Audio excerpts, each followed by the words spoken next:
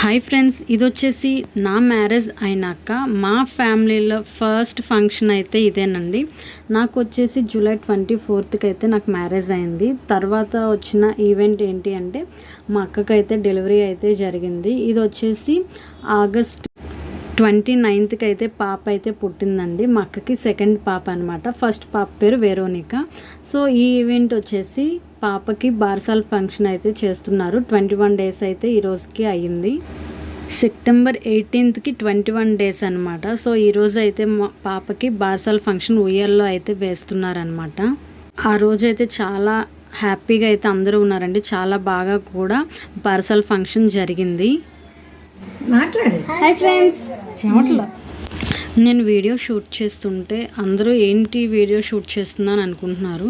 So యూట్యూబ్లో పెడతాను అని చెప్పాను. సో ఇట్లా చేయటం వలన మనకి చాలా బాగా గుర్తుంటుంది కదా, స్వీట్ మెమరీస్ అని అయితే అనుకుంటున్నారనమాట.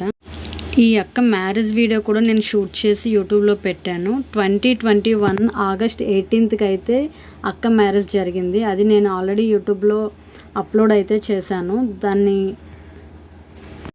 ఆ వీడియో చూడని వాళ్ళు ఉంటే కనుక చూసేసేయండి.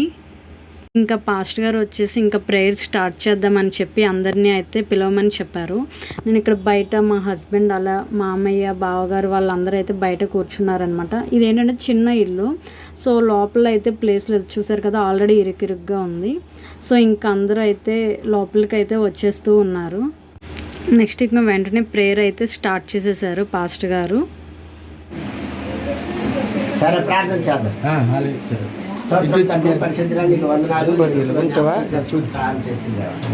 సన్నితోడుగా వచ్చి నీ నామ మహిమార్థమే ఇవ్వ తండ్రి, నీ బిడ్డలు అనుగ్రహించిన మరి సంతోషాన్ని ప్రభా, మరి కల సమయం తండ్రి మరి మీ సంధిలో మరి ఇవాళ కార్యక్రమం చేస్తుండగా మీ సంధి మాట ఉంచండి, సాహంగా ఇచ్చేయండి. ఈ నామాలు మహిమ తెచ్చుకోండి. మరి రావాల్సిన వారిని తోడుకురండి, అనే కుటుంబీకులను జ్ఞాపకం చేసుకోండి, మహిమ తెచ్చుకోండి. అవిధంగా నడిపించి నామానికి జ్ఞానం తెచ్చుకోండి. యేసు పరిశుద్ధ నామం బట్టి ప్రార్థన చేస్తూ పెట్టుకుంటున్నాం తండ్రి. ఆమేన్. పాట పాడదాం. దేవుని స్తుతించుడి,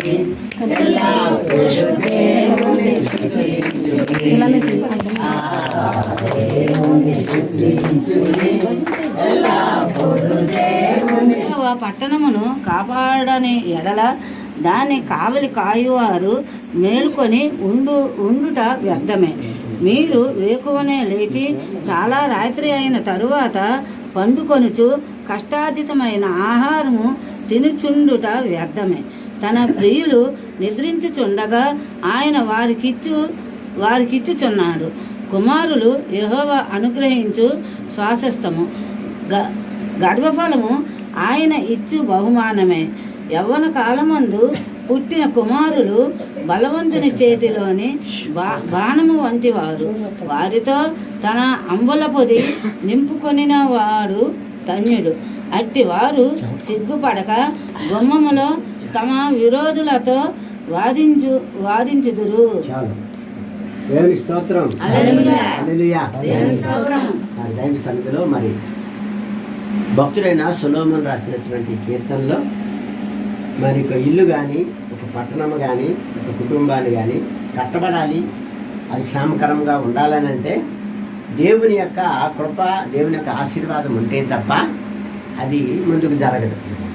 కాబట్టి దేవుడు మరి ప్రతి కుటుంబాన్ని, ప్రతి వ్యక్తిని ఆశీర్వదించాలని దేవుడు ఆశిస్తూ ఉంటాడు.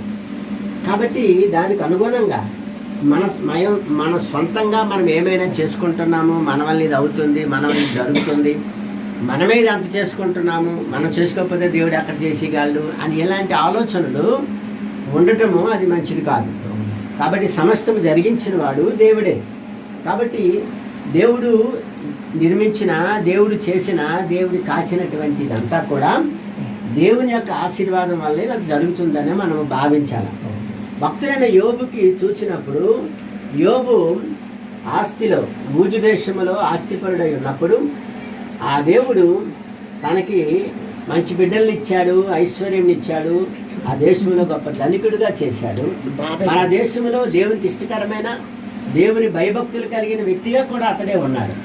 ఇన్ని ఉన్నప్పటికీ కూడా సాతానుడు మరి దేవుడితో అంటాడు, మరి సాతానా ఇదిగో నా భక్తుడైన యోబుని చూసావా అని అంటే, అప్పుడు సాతాను అంటాడు, నీవు నీ భక్తుడైన యోబుకి కంచిగా ఉన్నావు కాబట్టి అవన్నీ కూడా ఆశీర్వాదం పొందుకుంటున్నాడని చెప్తాడు. అంటే దేవుడిచ్చిన ఆశీర్వాదం కొరకు సాతానుడే సాక్ష్యాన్ని చెప్తాడు. కాబట్టి గమనించినప్పుడు దైవ సన్నిధిలో మనము ఉంటామో పోతామో తెలీదు, కానీ మనం పోయే లోపల దేవుడిచ్చిన ఆశీర్వాదాన్ని అనుభవించడానికి మనల్ని మనము సిద్ధం చేసుకోవాలని మరి మన హృదయాల్ని ముందుకు సాగిద్దాం.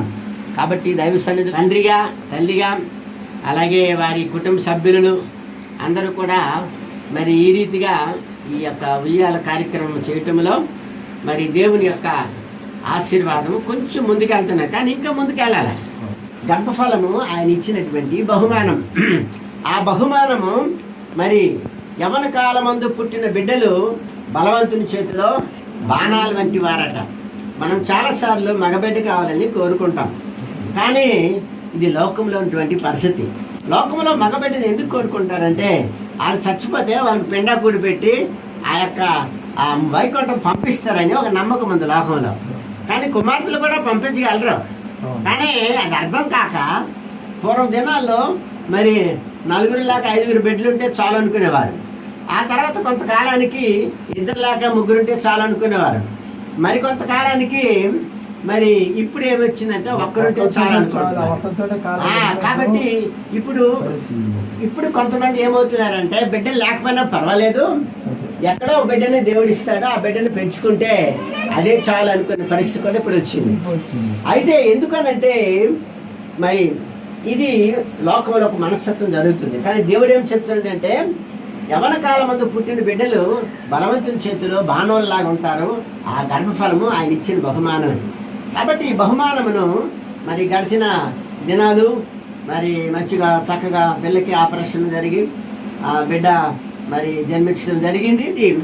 దేవుని కృపయందు, దేవుని సహాయములో మనము బిడ్డలను జాగ్రత్తగా మరి పెంచే విషయంలోనూ, దేవుడి కొరకు సిద్ధపరిచే విషయంలోనూ తల్లిదండ్రులు ఏ భక్తి చేస్తారో పిల్లలు దాన్ని చూసి నేర్చుకుంటారు. తల్లిదండ్రులు ఏ విధంగా భక్తి లేకుండా నామకార్థంగా ఉంటారో పిల్లలు అలాగే ఉంటారు. కాబట్టి తల్లిదండ్రులుగా, పెద్దవారిగా చాలా జాగ్రత్తగా ఆక్షేపం లేకుండా ఈ భక్తి బాటల్లో నడవలసిన వారు. హిందూ భక్తి అనుకోండి, అక్కడ ఏం అడగరు, దండం పడిపోతే వెళ్ళావు నాయన గుడికి వెళ్ళావంటే వెళ్ళాను అది చాలు అనుకుంటారు. కానీ ఆ భక్తి సంగతి వాళ్ళకి తెలీదు, వీళ్ళకి చెప్పలేదు. కానీ ప్రభు భక్తులు మాత్రం అలా కాదు. నీవు మరి పెద్దలుగా ఆ భక్తి ఏం చేస్తావో పిల్లలకి అదే అభ్యాసంలోకి, అలవాట్లోకి వచ్చి వారు దీవించబడడానికి, ఆశీర్వాదకరంగా ఉండడానికి అవుతుంది అనమాట. కాబట్టి దైవ సన్నిధిలో మరి ఇలాంటి సందర్భాలు దేవునికి మహింపరిచే సందర్భాలుగా మనం మార్చుకోవాలి. అలాంటి కృప దేవుడు అనుగ్రహించి సహాయం చేసి నడిపించును గాక. ఆమేన్. మరి సమయంలో మరి పాస్టర్ గారు బిడ్డను తీసుకుంటారు. తీసుకున్న తర్వాత నామకరణం చేద్దాం. నామకరణం చేసిన తర్వాత అప్పుడు ఉయ్యాట్లు వేస్తారు. ప్రార్థన చేసి నామకరణం చేద్దాం. మరి తల్లిదండ్రులు కానీ మీ పెద్దోళ్ళకి కానీ అడిగే మాట ఏంటంటే, మీరు ఏమైనా సొంత పేరు ఏదైనా పెట్టి సొంత పేరు లేదు అది చెప్పండి. లేఖనాల్లో ఉంటుంది, వాళ్ళు పెట్టియండి ఫాస్ట్ గారు. అది కాబట్టి పెట్టిందే ఖాయం. కనుక అప్పుడు నేను నేర్చుకున్నాను. నేను చెప్పాల్సింది పోయి నేను నేర్చుకొని అడగాల్సి వస్తుంది. ఎందుకంటే మనిషి ఆలోచనలు వేరు విధాలుగా ఉంటాయి, చాలా ఉంటాయి. కాబట్టి దైవ సన్నిధిలో అందుకే మరి ఈ వీటికి ప్రార్థన చేద్దాం. ప్రార్థన చేసి నామకరణం చేసిన తర్వాత అప్పుడు పాస్టమ్మ గారేమి ఎట్లా వేస్తారు. కళ్ళు మూసుకో. కానీ నీ కొన్నాళ్ళు నీ కృపలో జ్ఞాపకం చేసుకొని సహాయం చేసిందేవా, నీ సన్ని తోడుగా వచ్చి నీ చిత్తంలో ప్రభా మరి ఇవనైనా దంపతులు ఇరువురికి మీరు అనుగ్రహించిన నాయన మరి బిడ్డని బట్టి ప్రార్థన చేస్తున్నాం, జ్ఞాపకం చేస్తున్నాం. ఇదిగో తండ్రి నీ సన్నిధిలో నీ కాపుదలు ఇచ్చి నడిపించారు, బలపరిచారు. దయగలిగిన ప్రభా నీ సన్నిధిలో నీకు ఇష్టకరంగా నడిపించండి, బలపరచండి. ఈ దినం తండ్రి ఈ బిడ్డని జీవితకాలం అంతట్లో కూడా నాయన మరి తను ఒక పేరుతో మరి జీవించవలసి ఉండగా నాయన మరి మీరు సహాయంగా ఇచ్చేయండి, బలపరచండి, జ్ఞాపకం చేసుకోండి. దేవా నీ సన్ని తోడుగా వచ్చారు, నీ చేతులకు అప్పగించుకుంటున్నాము, బలపరచండి. మహిమ ఘనత ప్రభావాలు మీరు పొందుకోండి. నామకరణం చేస్తున్నటువంటి పేరుని తన జీవిత కాలం అంతట్లో మరి ఉండడానికి సహాయం లేదు మహిమ తెచ్చుకో ఏసునామములో అడుగుచున్నాం తండ్రి ఆమేన్. మరి తండ్రి కుమార పరిశుద్ధాత్మ నామంలో మరి ఈ బిడ్డకి ప్రేమమణి అన్నటువంటి పేరుని మరి ఈ దినము నుండి ప్రతిష్ఠ చేస్తున్నాము. ఈ బిడ్డకి ఈ దినము నుండి ప్రేమమణి ఆ ప్రేమమణి పేరుతో మరి బిడ్డ పిలువబడుతుంది. కాబట్టి గుర్తుపెట్టుకోండి, ఇది అందరికీ నాలుగులు బాగా తిరిగే పేరేని. కాబట్టి దారా ప్రేమమణి మీ ఇంటి పేరు దార ద్వార ప్రేమమణి సరిగ్గా. కాబట్టి కనుక అంటే దేవుని ప్రేమ, ఆ ప్రేమలో ఇది మణిరత్నం లాంటిది అనమాట ఇది. కాబట్టి మణి అంటే బంగారం, మణి అంటే ముఖ్యమైన కనుక ప్రేమమణి అని పిలవబడుతుంది. కాబట్టి దైవ సన్నిధిలో మరి అందరూ కూడా గుర్తుపెట్టుకోరు. ఒక అమ్మాయి వాళ్ళ అమ్మమ్మ కూడా బాగా నచ్చింది. ఓకే, మరి ప్రేమమణి పేరుతో మరి ఈ దినం నుండి ఈ అమ్మాయి పిలవబడుతుంది. Right, okay. పాస్టమ్మ గారు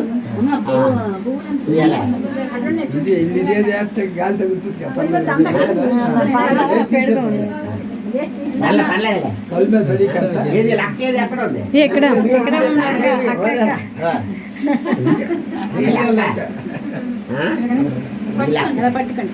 ఈ లక్కకి డబుల్ అయిపోద్ది తెలియదు.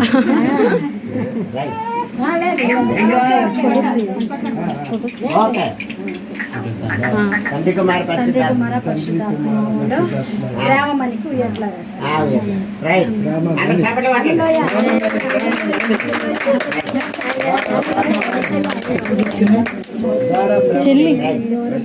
ద్వారా ప్రేమమని మరే ఆ దినాల్లో బాజాలు భజంత్రులు ఉండేవి కాదు, అందుకు నూరులో బాజా భజంత్రులు వాడేవారు అన్నమాట. దాన్ని దించి వాళ్ళ చెల్లి దగ్గర దింపు.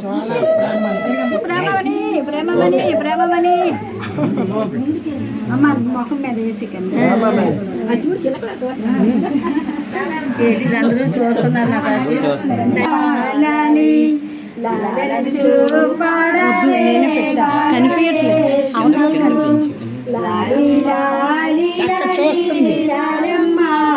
చెల్లి చెల్లి దాన్ని చూపి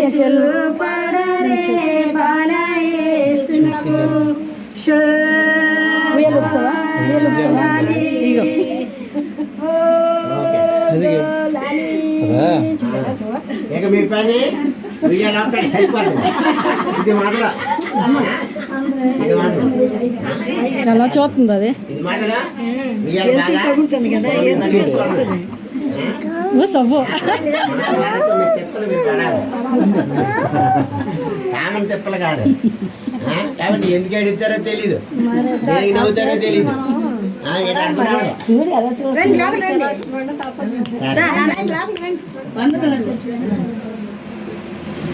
ఓకే,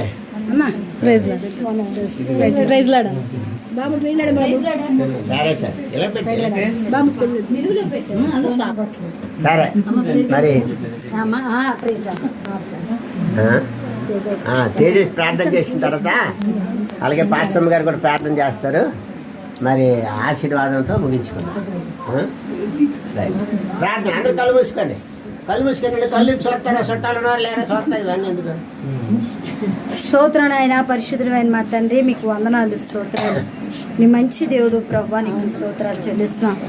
ఉదయకాల సమయంలో నీ పాసందుకు వచ్చి ప్రభా నాయన నీకు స్తోత్రాలు చెల్లించుకుంటున్నా. నీవు ఇచ్చిన ప్రేమను బట్టి మీకు వందనాలు, స్తోత్రాలు చెల్లించుకుంటున్నాం. పరిశుద్ధాత్మదేవ, మరి భార్య భర్తలు మీరు ప్రేమించి ఇచ్చిన ద్వితీయ బహుమానాన్ని బట్టి మీకు వందనాలు. బిడ్డ నీ కొరకు మంచి సాక్షిగా నాయన పెంచడానికి అవసరం కృపనివ్వండి. అంటే నీకు స్తోత్రాలు. మీరు మహిమపరిచే బిడ్డగా ఉంచండి.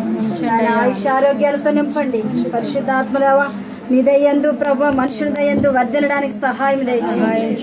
పరిశుద్ధాత్మ తండ్రి నీ కంచె నీ కాపుదల బిడ్డ చుట్టూ ఉంచండి నాయన. మరి కుటుంబం అంతా కూడా కలిసి నేను మహింపరచడానికి నాయన. ఇగో ప్రభా మరి వాళ్ళ తాతగారు నానమ్మ అమ్మమ్మ ప్రభా నాయన ఈ బంధువులు నాయన వీళ్ళందరూ కలిసి ప్రభా నాయన మేము కూడా కలిసి నేను మహింపరచడానికి మీరు మాకు ఇచ్చిన మంచి సమయాన్ని బట్టి ఈ బిడ్డను బట్టి మీకు వందనాలు స్తోత్రాలు. ఆ బిడ్డ నీ కొరకు సాక్షిగా నిలబెట్టి మీరు మహిమ పొందుకోమని యేసు పరిశుద్ధ నామంలో ప్రార్థన చేస్తూ వేడుకుంటున్నాం తండ్రి. ఆమేన్. పరిశుద్ధ కృప కలిగిన దేవానికి వందనాలు చెల్లిస్తున్నాము. నీ దగ్గర లెక్కలేలో మమ్మల్ని కాచి కాపాడి దేవా నడిచినటువంటి యొక్క దినాన్ని బట్టి నీకు వందనాలు. మరి సమయంలో మరియు సహోదరుని ప్రేమించి మీరు ఇచ్చిన బహుమానాన్ని బట్టి నీకు వందనాలు. గర్భఫలము యెహోవా ఇచ్చిన బహుమానాన్ని మాత్రం చెప్తున్నాను. నీ బిడ్డలను ప్రేమించి వారికి ఇచ్చిన శ్రేష్టమైన బహుమానాన్ని బట్టి నీకు వందనాలు చెల్లిస్తున్నాము. దేవాన్ని దైవాన్ని ప్రేరేపించి అయా ప్రేమని అనేటటువంటి నామకరణం చేసుకుంటుండగా దేవా బిడ్డ బ్రతుకు జీవిత కాలమంతా కూడా అయా ప్రభా తల్లిదండ్రులకి సంఘానికి సమాజానికి దేశానికి నీ ప్రేమను పంచి ఒక బలమైన మంచి బిడ్డగా తీర్చిదిద్దమని ప్రార్థిస్తున్నాను. ఆయన అయా నీ ప్రేమలో లోతుగా వేరుపడి స్థిరపడి దేవాన్ని దీవెనకరమైన బిడ్డగా అనేక మందికి ఆశీర్వాదకరమైన బిడ్డగా ఈ బిడ్డని మలచండి నాయన.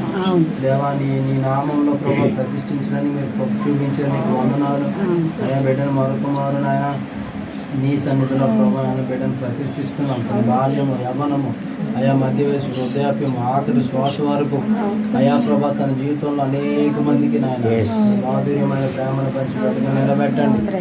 చదువు యందు ఆరోగ్యమందు వయసు యందు దేవ బుద్ధి యందు జ్ఞానమందు అయా మరింతగా బాధపడుతూ ఒక మంచి పౌరురాలుగా మంచి బిడ్డగా అనేకులకి దీవెనకరమైన బిడ్డగా తీర్చిదిద్దమని స్తోత్రాలు. ప్రభా నాయన ఆనాడు సమయం ఎలాగైతే అభిషేకించి నీ పరిచయం కొరకు నిలబెట్టావు. అయా బాల్యంలో ఉన్నటువంటి దావీదుని ఎలాగైతే నీ పరిచయం కొరకు నిలబెట్టావు ఆ రీతిగా ఈ బిడ్డను అభిషేకించండి. నీ బలమైన అభిషేకం బిడ్డనైనా ఆ బిడ్డ మీద కుమ్మరించండి నాయన. అయా బిడ్డను ప్రతిష్ఠించండి ప్రత్యేకించండి నాయన. స్తోత్రం నాయన. నాయన నీకు స్తోత్రాలు వందనాలు. అయా ప్రభా నాయన మరి ఈ రీతిగా ఈ ఉయ్యాల్లో వేయడానికి దేవనాయన మరి చుట్టాలు బంధువులు వచ్చిన వారందరి బట్టి వందనాలు చెల్లిస్తున్నాము. ప్రతి ఒక్కరిని దీవించండి నాయన. అయా ఇక్కడ ఉన్న ప్రతి బిడ్డ కొరకు ప్రార్థిస్తున్నాం.